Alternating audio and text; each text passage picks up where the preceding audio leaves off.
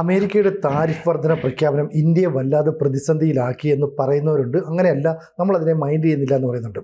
ഇപ്പം ഡോക്ടർ രഘുരാം രാജൻ, അദ്ദേഹം റിസർവ് ബാങ്കിൻ്റെ മുൻ ഗവർണർ കൂടിയായിരുന്നു. അദ്ദേഹം പറയുന്നത് അമേരിക്കയുമായിട്ട് നമ്മൾ അങ്ങനെ പിണക്കത്തിൽ പോകേണ്ട കാര്യമില്ല, അമേരിക്കയുമായിട്ട് നല്ല സൗഹൃദമുള്ള രാജ്യങ്ങളെ മധ്യസ്ഥരായിട്ട് നിന്നുകൊണ്ട് ഈ പ്രശ്നം പരിഹരിക്കണം, നമ്മൾ മറ്റ് രാജ്യങ്ങളിലെ വിപണി കണ്ടെത്തണം. പക്ഷേ മോദിയുടെ തന്ത്രപരമായ നീക്കമെന്ന് പറയുന്നത് അമേരിക്കൻ ഭീഷണികളെ ചെവിക്കൊള്ളാതെ മറ്റ് തന്ത്രങ്ങൾ ആലോചിക്കുക, മറ്റു കാര്യങ്ങൾ നടപ്പാക്കുക. ഇതാണ് ട്രംപിനെ അലോസരപ്പെടുത്തുന്നത്. അപ്പോൾ ഇതിനെ എങ്ങനെയാണ് മാഷൊന്ന് വിലയിരുത്തുക? എനിക്ക് തോന്നുന്നു രഘുറാം രാജൻ, എനിക്ക് തോന്നുന്നു ഇപ്പോഴും അദ്ദേഹത്തിൻ്റെ കാലത്ത് ഉണ്ടായിരുന്ന രാഷ്ട്രീയ കൂറും രാഷ്ട്രീയ യജമാന്മാരുടെ ഭക്തിയും ഒക്കെ ആയിരിക്കും അദ്ദേഹം തുടരുന്നതെന്നാണ് മനസ്സിലാക്കേണ്ടത്. കാരണം അമേരിക്കൻ താരിഫ് വർധന ഈ ഇന്ത്യ മാത്രം നേരിട്ടൊരു വിപത്തല്ല. അപ്പോൾ ഇന്ന് തന്നെ പുറത്തു വന്ന ഒരു വാർത്ത അനുസരിച്ച് ഷിയോമി ഉണ്ടല്ലോ, ചൈനീസ് കമ്പനി, അമേരിക്കൻ ടെക് ഭീമന്മാരോടൊക്കെ മത്സരിച്ചിട്ട് വലിയ മുന്നേറ്റം നടത്തിയ കമ്പനിയാണ് ഷിയോമി.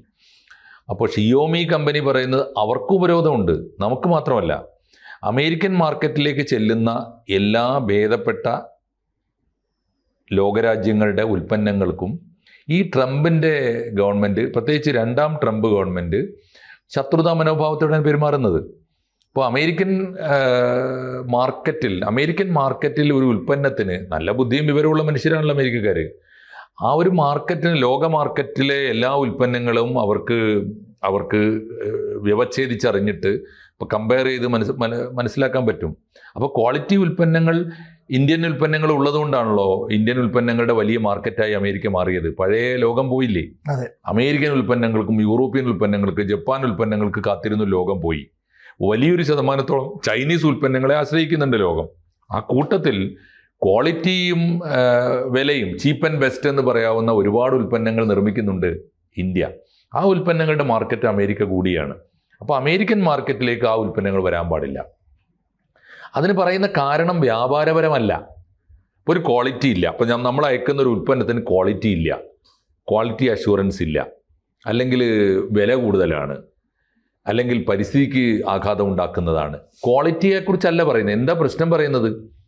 ഈ ട്രേഡുമായി നമ്മളിപ്പോൾ ഇന്ത്യയും അമേരിക്കയും തമ്മിൽ ഒരു വ്യാപാര കരാറുണ്ടാക്കുന്നു. കരാറുണ്ടാക്കുന്ന സമയത്ത് ഒരു താരിഫ് നിശ്ചയിക്കുന്നു. പരമാവധി 25% താരിഫ് നിശ്ചയിച്ചിരുന്നു. ഇതിനിടയിൽ ഈ കച്ചവടം സ്മൂത്തായിട്ട് നടന്നുകൊണ്ടിരിക്കുമ്പോൾ ആർക്കും യാതൊരു ഉപദ്രവവും ഇല്ലാതെ മുന്നോട്ട് പോകുമ്പോഴാണ് അമേരിക്കൻ പ്രസിഡന്റിന് വെളിപാടുണ്ടാകുന്നത്. നമുക്ക് ഈ ഉൽപ്പന്നങ്ങളൊക്കെ അയച്ചു തന്നിട്ട് സ്മൂത്തായി കച്ചവടം ചെയ്തുകൊണ്ടിരിക്കുന്ന ഇന്ത്യ റഷ്യയിൽ നിന്ന് എണ്ണ വാങ്ങുന്നത് നിർത്തണം. റഷ്യൻ എണ്ണയുടെ 40% വാങ്ങുന്നത് നമ്മളാണ്. മാന്യമായ ഒരു കരാറുള്ള കാലത്തോളം റഷ്യയും ഇന്ത്യയും ആ കരാർ ഭേദിക്കാൻ തയ്യാറാവില്ല. ഒരു കാര്യമില്ല. റഷ്യക്കും നല്ലതാണ്, ഇന്ത്യക്കും നല്ലതാണ്, രണ്ടു കൂട്ടർക്കും ഗുണകരമായ കരാറാണ്. ആ കരാർ എങ്ങനെയാണ് അമേരിക്കൻ കരാറിനെ ബാധിക്കുന്നത്? ഒരു കോമൺ സെൻസും ഇല്ലാതെയാണ് ട്രംപ് പെരുമാറുന്നത്. അതുകൊണ്ട് ഇത് നമുക്ക് മാത്രമല്ല, ഇത് ലോകത്തിൽ അമേരിക്കൻ മാർക്കറ്റിലേക്ക് ഉൽപ്പന്നങ്ങൾ അയക്കുന്ന എല്ലാ കമ്പനികൾക്കും ബാധകമാണ്. അതുകൊണ്ട് തന്നെ ഈ കമ്പനികളും ഈ രാജ്യങ്ങളും ഒക്കെ ചേർന്ന് പുതിയ അച്ചുതണ്ട് രൂപപ്പെടുകയാണ് ലോകത്ത്. ഇവിടെ വേറെ പ്രശ്നമുണ്ട്. ഈ ബംഗ്ലാദേശ്, അതുപോലെ തന്നെ തായ്വാന്, വിയറ്റ്നാം തുടങ്ങിയ രാജ്യങ്ങൾക്കൊക്കെ 20% തീരുവ. അവിടെയാണ് ഇന്ത്യക്ക് 50% തീരുവ. റഷ്യയുമായിട്ട് ഇതേ രീതിയിൽ എണ്ണക്കച്ചവടം നടത്തുന്ന ചൈനയ്ക്ക് 50% ഇല്ല. അപ്പോൾ ഇന്ത്യയെ കൃത്യമായിട്ട് ടാർഗറ്റ് ചെയ്യുന്നു. നേരത്തെ കണ്ടതിൽ നിന്ന് വ്യത്യസ്തമായിട്ട് ഇന്ത്യയെ ശത്രുപക്ഷത്ത് അമേരിക്ക കാണുകയാണ്. ഇതിൻ്റെ കാര്യമെന്ന് പറയുന്നത് 25% താരിഫ് ഏർപ്പെടുത്തിയപ്പോൾ തന്നെ ഇന്ത്യൻ പ്രധാനമന്ത്രി നരേന്ദ്രമോദി വിളിച്ച് ട്രംപിൻ്റെ അടുത്തുനിന്ന് സംസാരിക്കണം.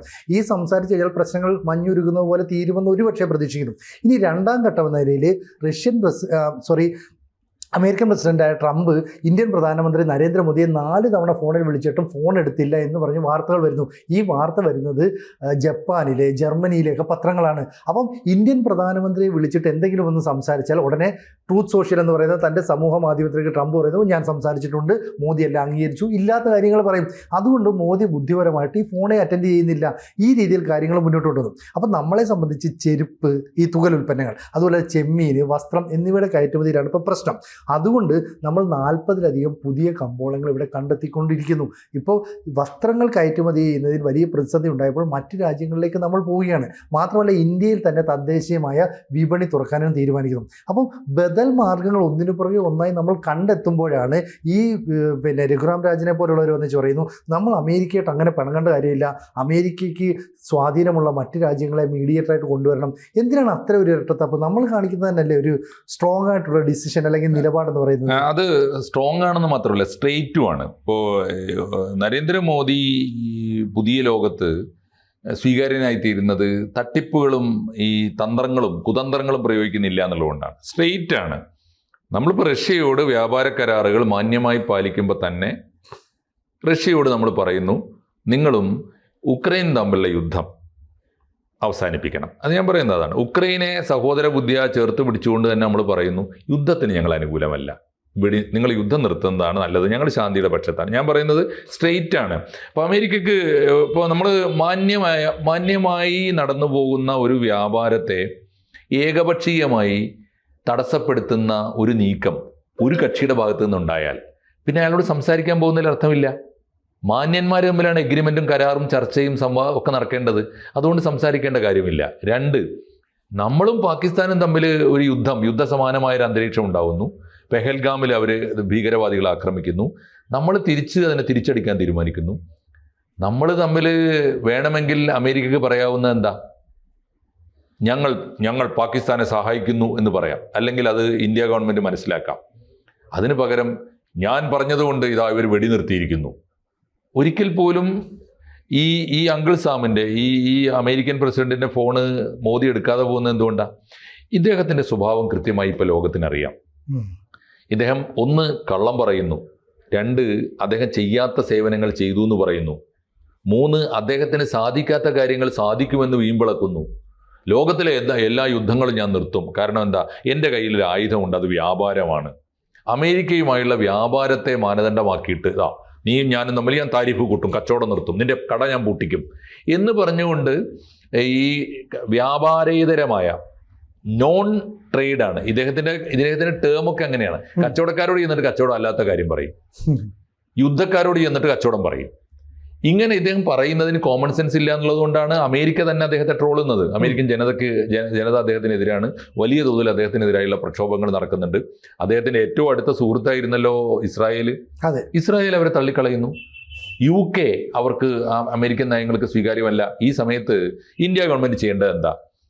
അമേരിക്കയുടെ ഈ നയം അമാന്യമാണ്, ഇത് മാന്യന്മാർ, ഇതൊരു ജെന്റിൽമാൻ എഗ്രിമെൻ്റ് അല്ല. അതുകൊണ്ട് അമേരിക്കയെ ഇനിയുള്ള കാലത്ത് ഒരു സുഹൃത്തായി കാണാൻ, വിശ്വസിക്കാവുന്ന ഒരു ക്ലയൻ്റായിട്ടോ അല്ലെങ്കിൽ ഒരു സുഹൃത്തായിട്ടോ അലൈയായിട്ടോ കാണാൻ പറ്റില്ല എന്ന് തീരുമാനിച്ചു നമ്മൾ. 2, പകരം എന്താ ചെയ്യേണ്ടത്? പകരം നമ്മുടെ ഉൽപ്പന്നങ്ങൾക്ക് ലോക മാർക്കറ്റ് ഉണ്ടാക്കണം. അതിനുവേണ്ടി സമാന്തര മാർക്കറ്റ് നമ്മൾ കണ്ടെത്തുന്നു. അത് നമുക്ക് വാഗ്ദാനം ചെയ്യാൻ നമ്മളതുപോലും ആഗ്രഹിക്കാതെയല്ലേ ചൈനീസ് പ്രധാനമന്ത്രി ഇന്ത്യയുടെ പ്രസിഡന്റിന് കത്തയക്കുന്നത്? ഒന്ന് ആലോചിച്ച് നോക്കൂ. നിങ്ങൾ അമേരിക്കൻ ഉപരോധം ഉണ്ടല്ലേ, അത് നേരിടാനുള്ള മാർഗങ്ങൾ നമ്മളും നിങ്ങളും ചേർന്ന് ആലോചിക്കണം എന്ന് കത്തയക്കുന്നതിൻ്റെ സാഹചര്യം എന്താ? ഇപ്പോൾ ചൈനീസ് പ്രധാനമന്ത്രി നമ്മളെ ഡിപ്പെൻഡ് ചെയ്യാനല്ലല്ലോ, നമ്മളെ സഹായിക്കാൻ തയ്യാറാണ്. എന്ന് പറഞ്ഞാൽ ഇന്ത്യൻ ഉൽപ്പന്നങ്ങൾക്കും നേരിടുന്ന അതേ ക്രൈസിസ് അവർക്കും നേരിടുന്നുണ്ട്. അതുകൊണ്ട് നമ്മളിപ്പോൾ ചെയ്യുന്നത് സമാന്തരമായ വിപണി കണ്ടെത്തുന്നു. റഷ്യ, ഇന്ത്യ, ചൈന എന്ന് പറയുന്ന പുതിയ അച്ചുതണ്ട് ഉണ്ടാകുന്നു. ഇന്ത്യയോട് മാത്രം ഇങ്ങനെ ഇദ്ദേഹം കെറുവിക്കുന്നത് എന്തിനാണ്? ഇദ്ദേഹത്തിൻ്റെ ഒരുപാട് താല്പര്യങ്ങൾക്ക് ഇന്ത്യ വഴങ്ങുന്നില്ല, പല കാര്യങ്ങളിലും വഴങ്ങുന്നില്ല. ഒട്ടേറെ കാര്യങ്ങളുണ്ട്. അതിനകത്ത് ഏറ്റവും ഒടുവിലത്തെ ശ്രമമാണ് ഇപ്പോൾ ഇദ്ദേഹത്തിന് ഈ വെടിനിർത്തുന്നത് ഞാനാണ്. ഒരിക്കൽ പോലും അദ്ദേഹത്തിന് യാതൊരു റോളും ഇല്ല. അതുകൊണ്ട് അമേരിക്കക്കും ലോകത്തിനും അസ്വീകാര്യമായ ഒരു നേതൃത്വമാണ് ഇപ്പോൾ അമേരിക്കക്കുള്ളത്.